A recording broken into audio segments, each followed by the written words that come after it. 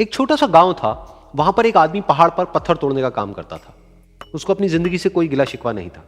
पूरा दिन वो काम करता, मेहनत करता, दिन के एंड में जो थोड़ा बहुत पैसा मिलता वो जा करके अपने परिवार के साथ में थोड़ा सा टाइम स्पेंड करता और चैन से सो जाता। तो एक दिन रोज की तरह वो अपना काम खत्म करके अपने घर की तरफ जा रहा था, तो रास्ते में चलते चलते उसके मन में ख्याल आया कि ये भी कोई जिंदगी है कि सुबह से शाम तक मैं पत्थर तोड़ने का काम करता हूं और एंड में मेरे को थोड़े से पैसे मिलते हैं जिसमें मुश्किल से मेरा और मेरे परिवार का गुजारा हो पाता है।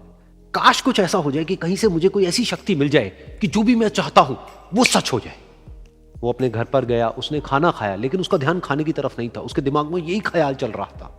उसके बाद में वो यही सोचते सोचते सो गया। फिर नींद आने के कुछ देर बाद उसको एक सपना आया। सपने में उसने देखा कि रोज की तरह वो अपना काम खत्म करके अपने घर लौट रहा था। रास्ते में उसने एक बहुत ही बड़ा घर देखा और उसके मन में आया कि काश ये घर मेरा होता और मैं इसका मालिक होता। और उसके ये सोचते ही वो उस घर का मालिक बन गया। उसको यकीन ही नहीं हो रहा था कि जो उसने सोचा वो बन चुका है। लेकिन उसकी खुशी ज्यादा देर नहीं टिक पाई, क्योंकि उसको एकदम से एक शोर सुनाई दिया। उसने अपने घर के बाहर देखा कि एक बहुत बड़ी रैली निकल रही है, जिसमें बीचों बीच एक पॉलिटिशियन है जो ऐसे ऐसे हाथ हिला रहा है। और वहां पर जितने भी लोग खड़े थे सब उसके नाम के नारे लगा रहे थे, उसके आगे हाथ जोड़ करके खड़े थे, सब उसको देखने के लिए तड़प रहे थे।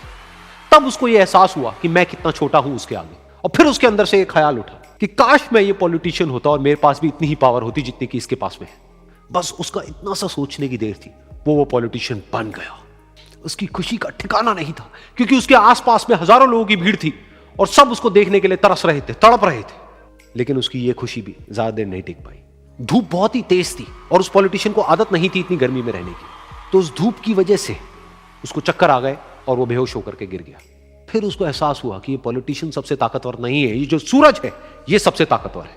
और उसके मन में आया कि काश मैं ये सूरज बन जाऊं तो मेरे आगे कोई नहीं टिक पाएगा। और उसका इतना सा सोचने की देर थी और वो सूरज बन गया। और वो खुशी से पागल हो गया, क्योंकि पूरी दुनिया को वो ही रोशन कर रहा था और पूरी दुनिया में ऐसा कोई नहीं था जो कि उसकी रोशनी को रोक सके। लेकिन उसकी ये खुशी भी ज्यादा देर टिक नहीं पाई, क्योंकि कुछ ही देर बाद आसमान में कुछ काले बादल आए जिन्होंने कि उस सूरज की रोशनी को रोक दिया। फिर उसको यह एहसास हुआ कि इस दुनिया में ऐसा भी कोई है जिसमें दम है उसकी रोशनी को रोकने का। और उसके मन में एक ख्याल उठा कि काश मैं वो बादल बन जाऊं। और वो बादल बन गया और आसमान में उड़ने लगा।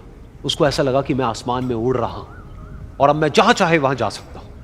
लेकिन कुछ देर बाद वहां पर एक बहुत तेज हवा का झोंका आया जो कि उन बादलों को उड़ा करके ले गया। और फिर उसे ये समझ आया कि ये जो बादल हैं वो सूरज की रोशनी को तो रोक सकते हैं लेकिन हवा को नहीं रोक सकते। ये हवा उनको बहा करके ले जाती है। फिर उसके मन में आया कि काश मैं ये हवा बन जाऊं। और वो हवा बन गया। हवा बनने के बाद में उसको अपने अंदर एक अलग ही ऊर्जा का अनुभव हुआ। वो चाहे तो आराम से बहता और चाहे तो आंधी बन करके, तूफान बन करके, जिसको भी चाहे उड़ा करके ले जाता। उसको ये विश्वास होने ही लगा था कि इस दुनिया में सबसे ज्यादा शक्तिशाली मैं हूं। लेकिन तभी उसके सामने आया एक पहाड़। उसने अपनी पूरी ताकत लगा दी लेकिन उस पहाड़ को वो इतना सा भी नहीं हिला पाया। तब उसको यह एहसास हुआ कि इस दुनिया में कोई है जो हवा से भी ज्यादा शक्तिशाली है, जिसमें दम है उस हवा को रोकने का। फिर उसके मन में आया कि काश मैं ये पहाड़ होता। और वो पहाड़ बन गया। लेकिन हर बार की तरह इस बार भी उसकी खुशी ज्यादा देर तक नहीं टिक पाई। उसको एक जानी पहचानी सी आवाज सुनाई दी और साथ ही साथ उसको दर्द होने लगा, जैसे कि कोई है जो उसको तोड़ रहा है, उसको मार रहा है।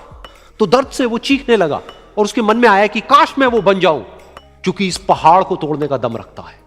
लेकिन इस बार उसकी ये ख्वाहिश पूरी नहीं हुई। वो रोने लगा, चीखने लगा, चिल्लाने लगा। उसने अपनी पूरी जान लगा दी, लेकिन